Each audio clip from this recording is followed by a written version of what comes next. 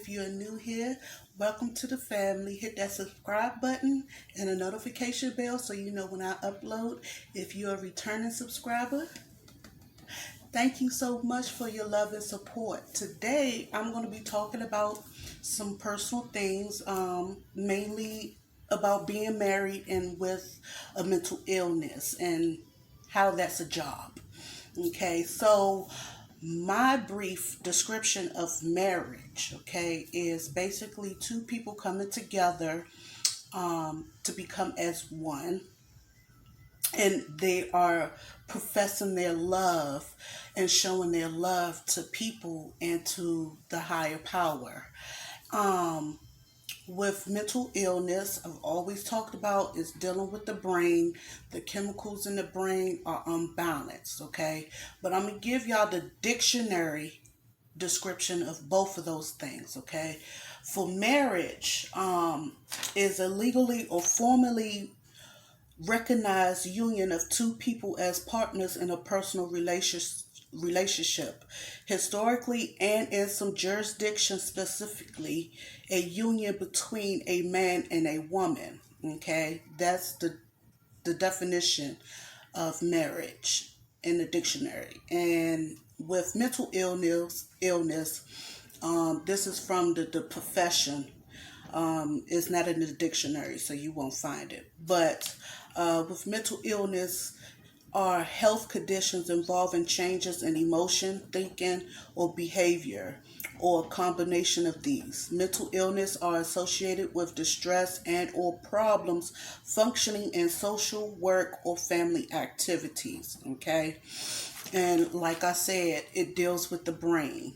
So anytime you have something dealing with the brain, of course, it's going to deal with your thinking and behavior and emotions. So with that being said, I'm going to give you the beginning and what it's like now. What it was like and what it's like now. Okay. Um, I have been with my husband since 2012. We really didn't start a relationship though until January of 2013. So, roughly to say 8 years, we've been knowing each other, we've been around each other, but going on 5 years in April will be our fifth anniversary of being married. In the beginning, before I found out that I was pregnant with my daughter, things seemed well lit. Uh, we were acting like children at times, having fun. Um, but once I had my daughter, things started to come out of me. Things that I've been carrying for a very, very long time. And considering the fact that I had just got out of a domestic relationship where my oldest father, um, we were in a domestic relationship. And what I mean is that he was very abusive towards me, and towards the end, I've wound up getting locked up because he put his hands on me, and it just got really, really out of control. And so I didn't want to deal with that. And so when I left my oldest father, I met my husband. And so I didn't give myself time to heal and to process and to unlearn and relearn. And so because of that, there was no gap in between them two. It wasn't. It was just, the gap would maybe been like 2 months, but that was it. And so after I had my daughter, we began to become unstable. And I was very, very violent. So I started to become more violent. I had a lot of baggage. I had a lot of things that happened to me that I haven't dealt with. I had that past relationship that I haven't dealt with. And so I carried all of that over and gave him what everyone else should have got. Those who've hurt me and harmed me, I gave them the benefit of the doubt, but when it came to my husband, I gave it all to him. And so, um, ever since my daughter was born, every time something happened between me and him, I picked up my daughter and I took off running. And even when I was in these different programs throughout more than half of her life, uh, I would always come back, but something would pop off. Like we were not seeing eye to eye. We were very, very unstable. The relationship was becoming very toxic. Um, and so we just been going back and forth. I've been in and out of programs throughout the years, trying to run away from not so much of him, but what was being brought to my attention about me. And so I was always on a run. Um, 2018, you know, and during this time, and you guys, let me also let you know this. During this time, and yes, I was abusing and using drugs, and I was on medication that I wasn't really taking as prescribed. I'll take it when I felt like it. I refused to see my doctor on and off. I refused to see my therapist as well at times. And so I was also using drugs. So 2018, I I hit my bottom. I had a awakening, a spiritual awakening, and I've seen what I have done to my husband. Now, let me also state this fact. During the timing of me going back and forth between him and these programs, we wind up getting married when my daughter was barely 2 and I was 28. Um, we got married, but we got married at that time and for the wrong things. And in the beginning, I looked at my husband as a ticket. Um, I pleasure him. He give me, some finances. That's how I looked at him. I didn't look at him in a romantic way, or any of that. At the beginning, I didn't. But 2018 was the straw for me because I got tired of using. Um, I got tired of being on the streets. I got tired of dealing with people that was not in my best interest at all. And I got tired of the adultery, yes. And I wanted to actually build with my husband. And so when I went back to my husband in 2018, he was very reluctant on letting me in because all the things that I've done, pulling weapons out on him, degrading him, just being verbally abusive. And um, I just told him, I'm tired and I want to work it out. I want to reconcile our marriage. So he was skeptical of letting me back in, but he did, and that's when the work came in for me because I would say about a month after coming back, I wind up getting pregnant with our son. And um, I was going through, of course, my withdrawals and everything. And at the same time, I don't know how, but well, actually, yes, I do. My higher power was taking care of me and showing me what I needed to do. And so what I did was I tried to make sure, cleaning up and um, being the good wife that I'm supposed to be, being the person that I'm really am. being loving, caring, and fulfilling. And at the same time, I was also learning how to be a mother, a good mother, because my daughter was here. So I always take my daughter back and forth to school, and at the same time, we started talking, start opening up to each other, and it was it was it was the beginning. It was a little rough. And now, mind you, I am mentally ill. So I have that also planned. And so I've reconnect with my doctor, my therapist, and my caseworker. And I got back on my medication. Um, thank God my medication was safe for me to take during my pregnancy. And so once I got back on my medication is when I saw the turnaround for me, because that's a huge part. A body without a mind is useless.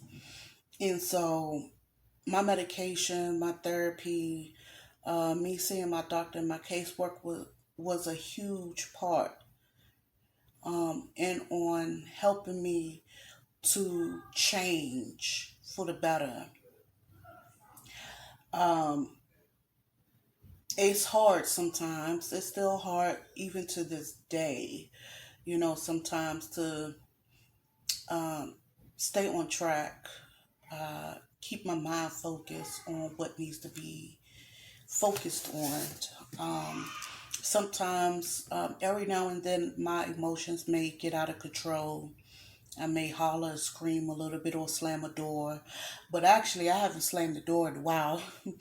I haven't been verbally abusive towards him or my kids. And I became a better mom. I became a better person. I became a better wife as the time goes on. I've actually enrolled in school 3 times since I've been back. And I only completed one of those schoolings. I went to Bite Back and got certified in Microsoft Word, Excel, and I've also started getting into writing. I've been writing articles, wrote articles about marriage because let me tell you, marriage, there is no handbook on raising kids and there is no handbook on marriage. And what I noticed was what we needed was communication, okay? And we needed that communication to be able to build the trust back up. So, communication and trust was the two foundations that we needed in our marriage. And that's with any marriage, okay? Any marriage, if you don't have the foundation of communication and trust and honesty, it's going to crumble. It's not going to work. And I can say that because that's what we didn't have in the beginning, especially when we first got married. We didn't have that open communication. He didn't really trust me. I didn't really trust him. I was lying, cheating, stealing, and so that's why it seemed like it wasn't working. It wasn't working at all. And now that I see that that's what we needed. And with all the things that I've been through, domestic violence, molestation, it kept me from being open. Um, I never wanted to open up towards anyone, to let anyone to come near me, or let anyone know who I was, because three things. I was afraid they was going to take advantage of me. Okay. I was afraid that they weren't going to like me. Okay. And I was afraid of being who I was. I was afraid of being myself. And in fact, I really didn't know who I was. And so now we working together. We talk. We talk. We talk all the time. Um, we even have movie nights with just me and him, or him and me and the kids. I allow the kids to be them. I try not to be so hard on them, you know, because I got to realize that they're kids. And in the beginning of me being on this road, I was, it's sad to say this, but it's the truth. I was jealous of my daughter. I was jealous of my daughter because she has the life that I never had. Okay. I never had my mother's love. I was getting married at a young age. And not only that, when I was finally taken away from my mother, I've actually been in institutions more than half of my life. And so now I'm given love and try to make sure that she has a better chance, a better life than I have. And so in the beginning, around 2019, I was kind of a little envious of my daughter and my son. And it's sad to say that, but it's the truth. And I kind of finally got over it. I got over that envy, because these are my kids. I want them to experience life in a different way that I have experienced life. And now, I'm on new medication because my PTSD kicking in, and mommy protection drive has went high, skyrocket high. And so I'm very, very protective. I try not to be too protective. Like, my daughter had went with her hairstylist for the past weekend, the entire weekend, and of course my mommy senses was up and alerted, but I had to calm myself down, take deep breaths, and tell myself that this is a woman we know for over 2 years. So I know for a fact she wouldn't let anything happen to my daughter. Okay, so I had to tell myself that, because I know that my past can kind of come up and steer me in the wrong direction and have me thinking that something's going on when there's really nothing going on. And so that's my PTSD just kicking in. And so I found ways. My therapist told me, gave me some ways to handle and to deal with that. Being married with a mental illness is a job, because being married is a job every day. Um, Taking care of kids is a job every day. And then you add the mental illness on top of that. It just seems like it's a lot going on. But as long as I stay spiritually grounded, talk to my higher power, take my medication, see my therapist and caseworker and doctor, and to keep an open line communication between me and my husband, the weight won't come on me. I believe if I feel heavy or feel like weight is coming down on me, it's something that I'm not doing. It's something that's missing. And so that's my son at the door. Talk about some, ooh. So, it's a lot. If y'all don't know by now, I'm gonna just say this before I finish up. If you don't know by now in my videos that you will hear my children, now you know. So it's a job in itself being married, okay? Because not only am I married, I have kids, I have my mental illness, and I have myself, meaning that I'm working on myself, looking at myself every day to see what I can do better than I did the day before. So it's a learning process. You still learning one another, and not only that, you have to learn yourself too as well, because you don't want to lose yourself. Okay, if something really seem like it's not working, then it's best that you kind of like distance yourself. But if you feel it and know and see that it's not bad, then you have to look at yourself to find out that problem. Okay, get somebody that you trust that you can talk to about that, because um you can't look at your partner all the time. If something is going on between you and your partner, you need to look at the part that you played. And that's another thing. I had to be accountable for my actions, and I wasn't trying to be responsible. And now I'm trying to be responsible and accountable.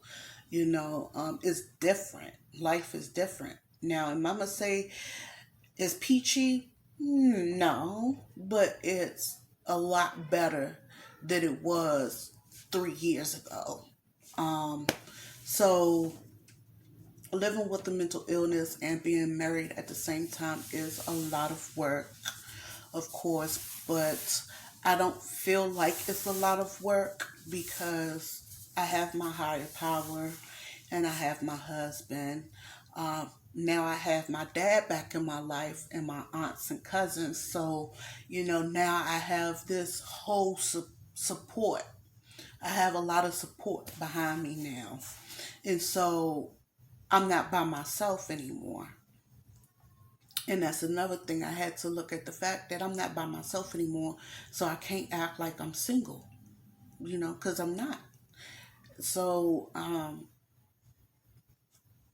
remember this: marriage is learn as you go. Taking care of children is learn as you go, because there's no handbooks on these. My advice to you when it comes to marriage is to stay open, communicate, be honest and trustworthy, and things will work out itself.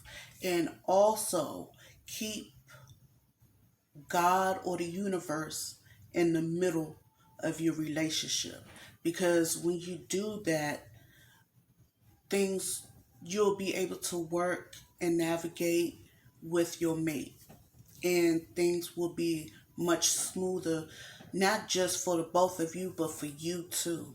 Okay, so I just wanted to get on here and just give y'all a little taste of being married with mental illness is about, and how you can navigate marriage.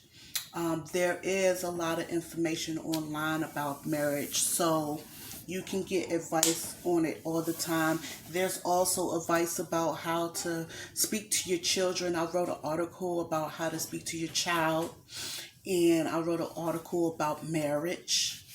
And I wrote a